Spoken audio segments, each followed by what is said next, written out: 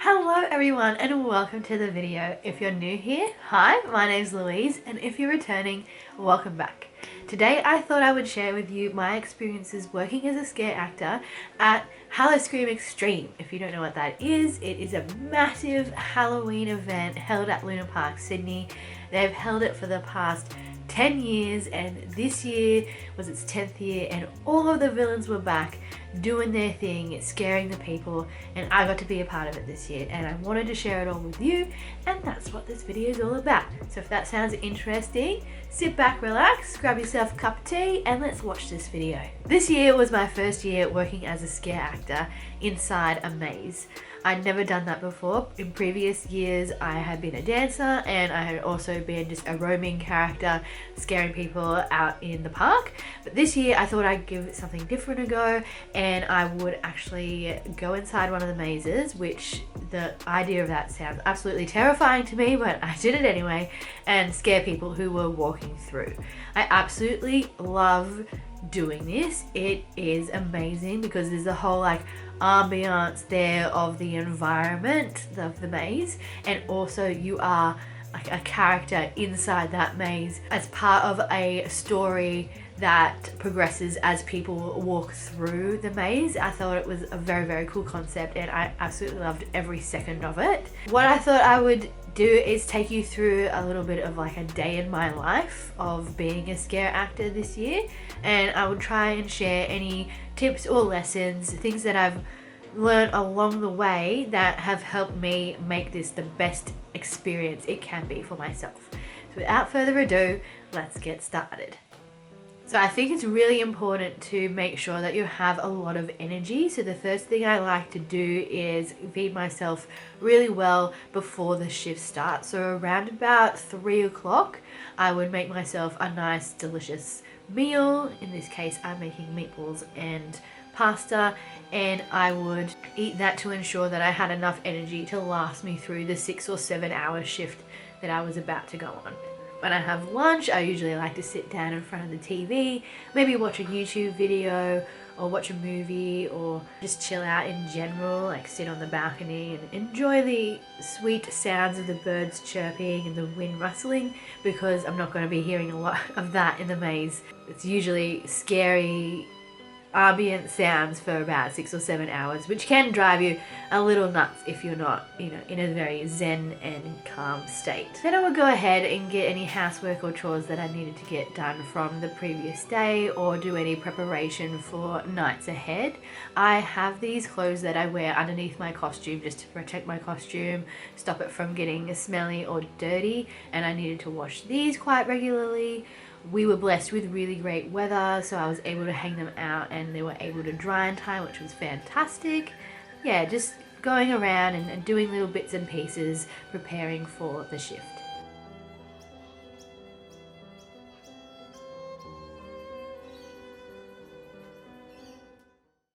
Next, I thought I'd take you through the items that I like to take to work with me. So let's go through my work bag and we will see what sort of items you might need as a scare actor if you decide to do this sort of thing, which I highly encourage. So I've just got all of the items laid out here. It includes the booklet of scares, my hair box, a little box of makeup remover, some deodorizer, a notebook in case we get any notes that I need to take so I can remember them for the next day, my water bottle. I also have my unders in a little bag. I have all of my hair accessories and makeup remover, some Panadol and some antihistamine in that little rainbow bag, as well as my maze bag, which has a whole bunch of other items in it, an umbrella just in case it rains. I also have my fake teeth and a pen. So looking at the items close up, first of all we'll have a look at my hair box. As you can see inside, it's got some hairpins, some bun nets, some hair elastics, a few safety pins. It's also got some earplugs and a few spare band-aids in there. Next we have all of the hair care and makeup remover items. I particularly love the purple anti-frizz / detangling spray because I like to tease my hair every night as part of my character, and I look a little bit messy and a little bit off the rails, I do like to make sure that my hair is taken care of, so I use that purple spray at the end of the night to get rid of any tangles or knots, and it works amazing. So if you're someone who needs to tease their hair for their character, then I highly recommend that purple bottle right there. The makeup that they have been using has been super hard to get off.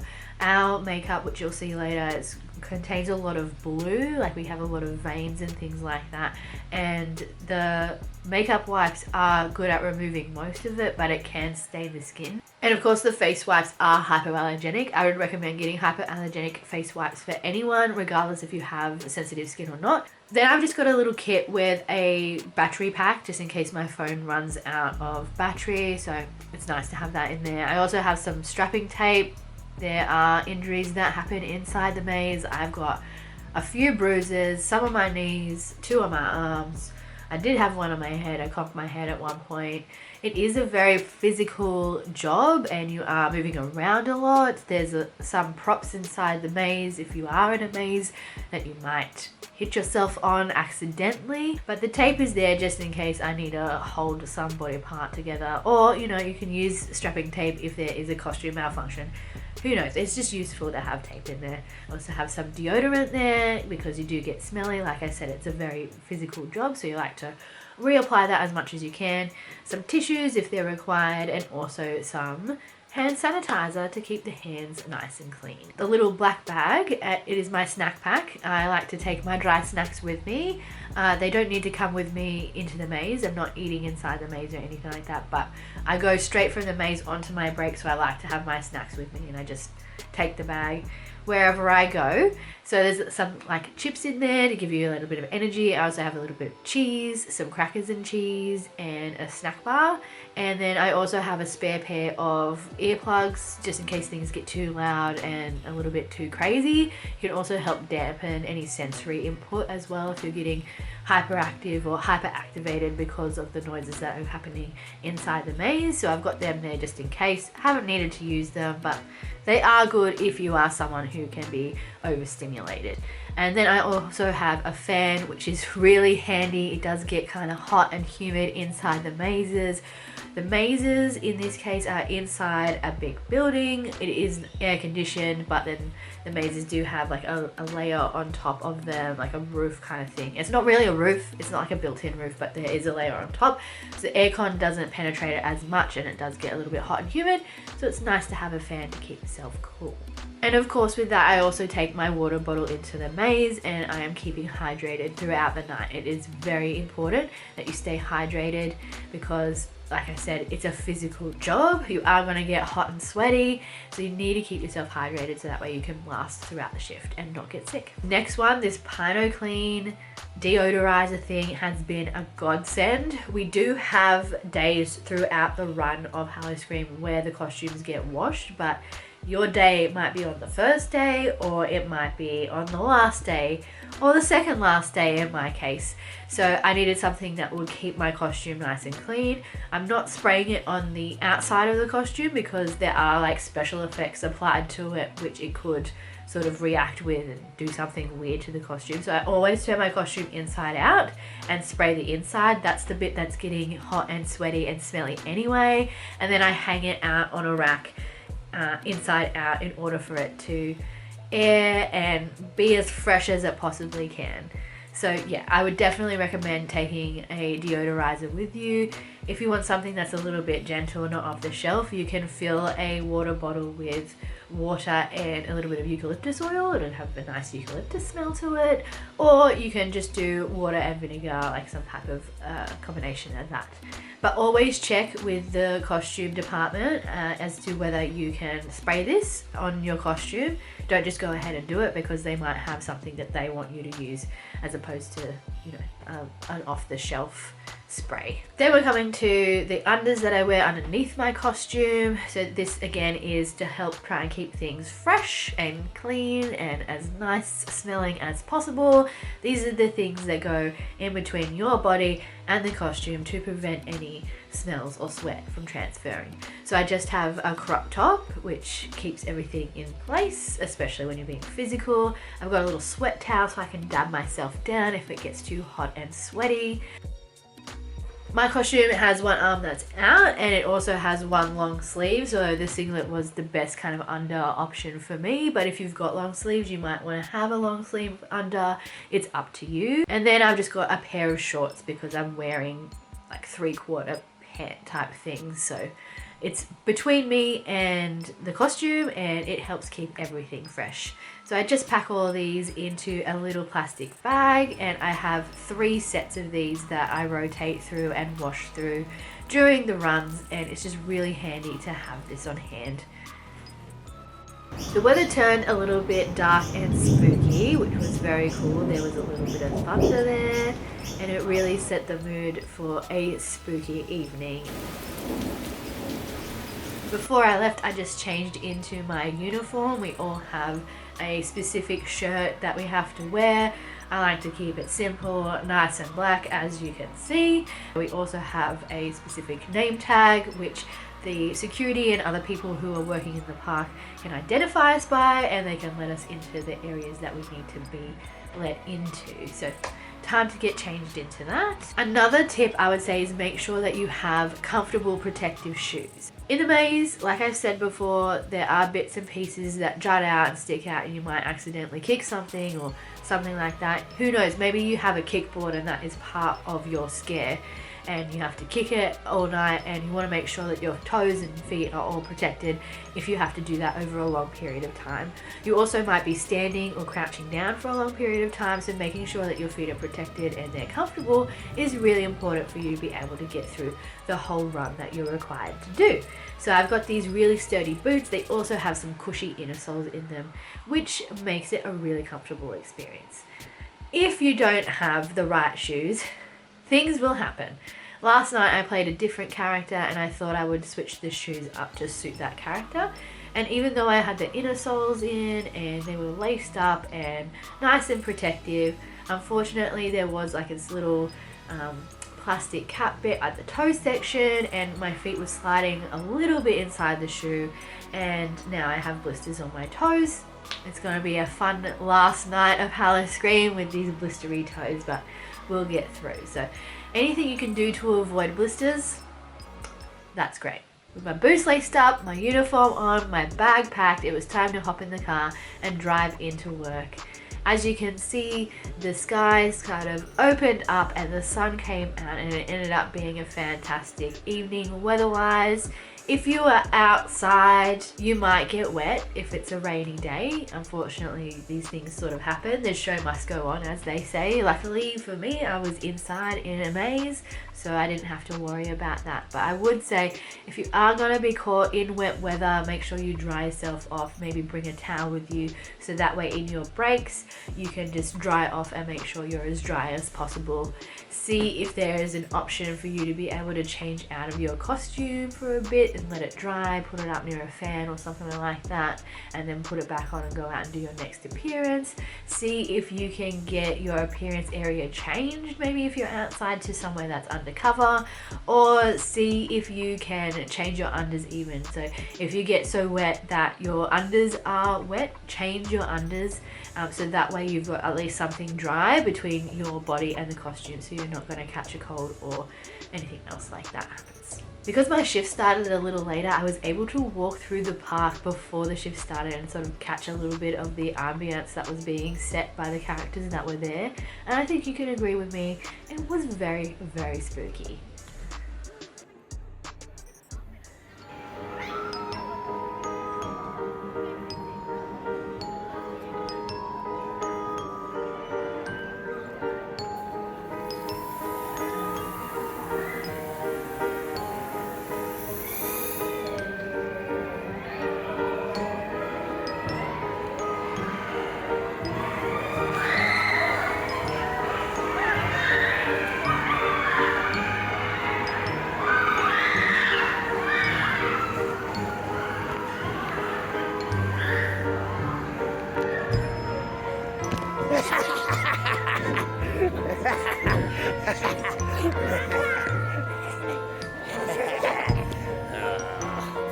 Very funny. Two things. Get that cat on now, you're one now.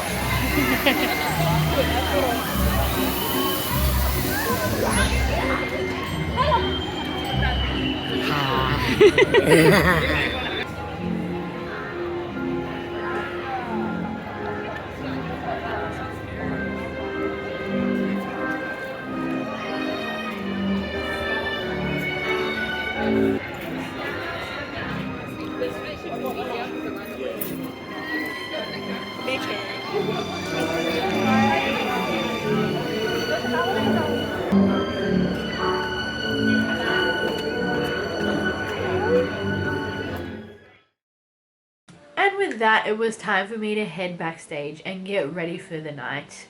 I popped my bag down, got all the things that I needed outside of it, and got changed into my costume. The makeup artists we have are absolutely amazing, so talented, so friendly, and they look after you really well. If you're having any issues with any of the makeup they're applying, you know, all you have to do is let them know and they'll change things up for you. At one point I had some really bad hay fever because spring decided to hit all in one go, all in 1 week, and that happened to be the week that we are running Halloscream, and so I had a very watery eye.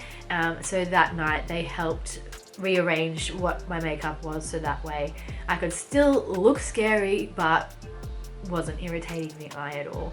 If you have any skin problems, of course they're going to ask that too, but if they haven't, make sure you let them know so they're not going to be putting anything on your face that your face might not like. I will say, if you feel any itching, tingling, if your face feels hot, if it's going numb, anything weird like that is happening, it probably means you're having an allergic reaction to the makeup that's on your face. Take it off straight away, go back to makeup and sort it out. But of course, let your leaders know, let the people in charge know that this is happening, and report to first aid as well, because that's a medical thing that needs to get followed up and checked out. And about 10 minutes later, I was transformed into a hideous monster, which I absolutely loved. Warming up is so important. It's going to help prevent you from getting injuries or aches and pains. Make sure you do everything from your feet, working all the way up to your top of your body, and then most importantly, do a vocal warm-up. You don't want to be doing a lot of screaming or a lot of shouting, especially if you're there for a long time. You want to try and use your body more to try and scare people as opposed to your voice. Trust me, the way you look and the way you move is going to be a lot more freaky than you just jumping out and making a loud noise, although that can be effective.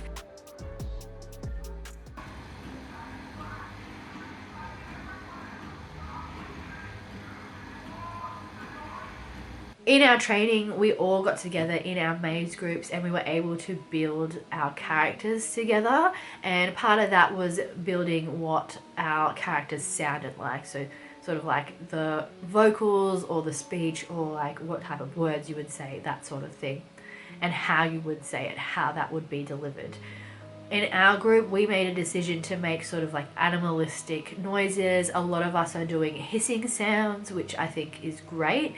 I haven't had any issues with the hisses that we've been doing. We're also doing a lot of ticking sounds too, which is good on the voice and something that we can sustain for the whole run. So really consider what type of character you have, what that character sounds like, but also whether you're going to be able to sustain that throughout the whole run of your scare or haunt, and make sure that it is going to be safe for your voice. Same with your characterization, make sure it's going to be safe for your body. You're not doing anything too repetitive. If you are in an awkward spot in your maze, make sure that you are able to provide a few scares. So maybe have 3 options that you can do in that spot. One that's crouched down, one that's sort of a mid-level, and one that's sort of standing up. So that way you can give your whole body a break and you rotate between those 3 scares.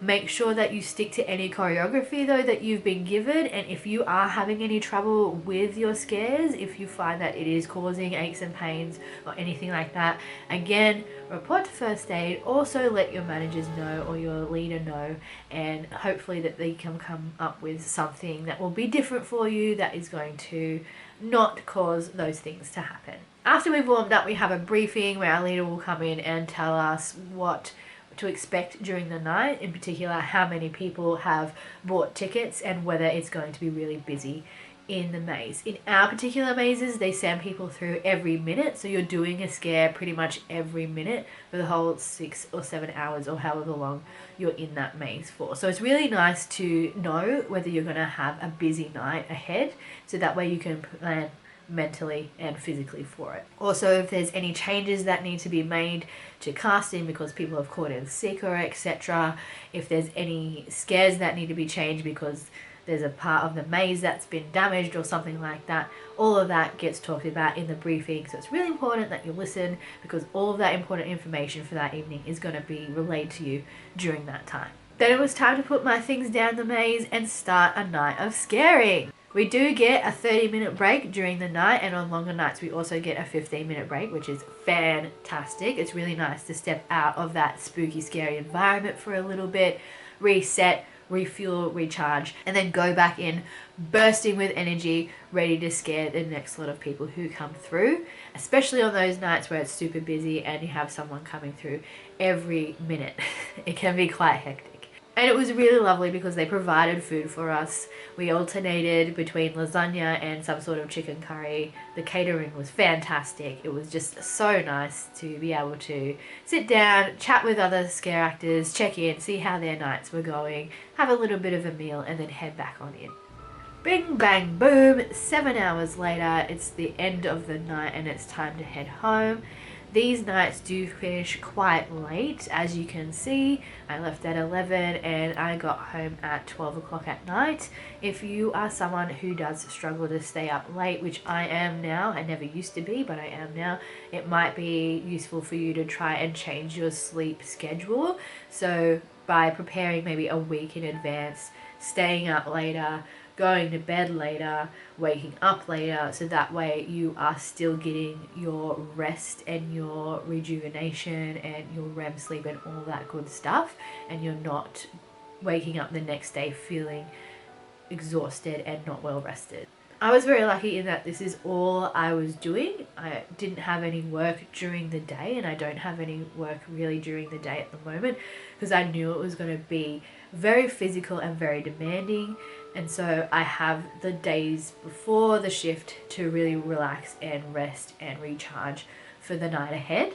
But you might not be as lucky. You might be studying, you might be working, you might have a family to look after. I just really urge you to try and carve out some time for yourself to replenish your energy stores and get some rest, so that way you can be at your tip-top shape for your scares that evening. Once I get home, I barely do anything. All I have time to do is really brush my teeth, remove my makeup. I remove my makeup with the QV wash and a hand towel or a face halo, just gently rubbing that on the face to remove any makeup that might still be on there, and then drying it off, and after that applying a little bit of moisturizer on the face, because sometimes the makeup can cause a little bit of skin irritation. Plus, it's just a really nice way to relax and wind down, giving yourself a nice facial massage. Rubbing some cream into my crusty, crumbly fingers, because we all know that that is a situation. And then pulling back the bed covers and finally jumping into bed for an evening of rest.